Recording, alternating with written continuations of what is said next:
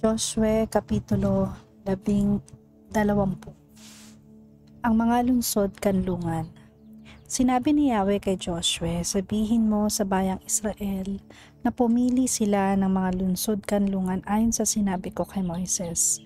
Ang makapatay ng di sinasadya ay maaaring tumakbo roon upang makaligtas sa paghihiganti ng namatayan. Maaari siyang tumakbo sa isa sa mga lungsod na ito. Humarap sa hukuman na nasa pagpasok ng lungsod at ipaliwanag sa matatanda ang nangyari. Papapasukin siya at doon papatirahin.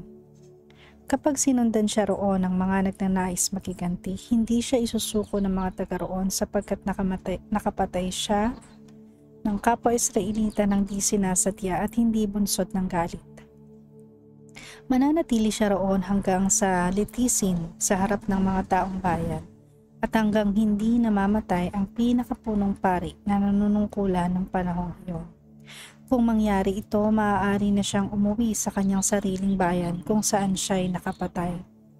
Pinili nga nila ang Cades sa Galilea, sa kaburulan ng Neftali, ang Shechem sa kaburulan ng Ephraim at ang lungsod ng Arba o Hebron sa kaburulan ng Juda.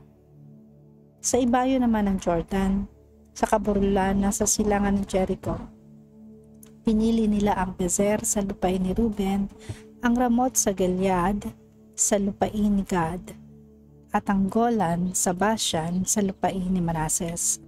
Ito ang mga lungsod kanlungan na pinili para sa mga Israelita at para sa sinumang dayuhang naninirahang kasama nila.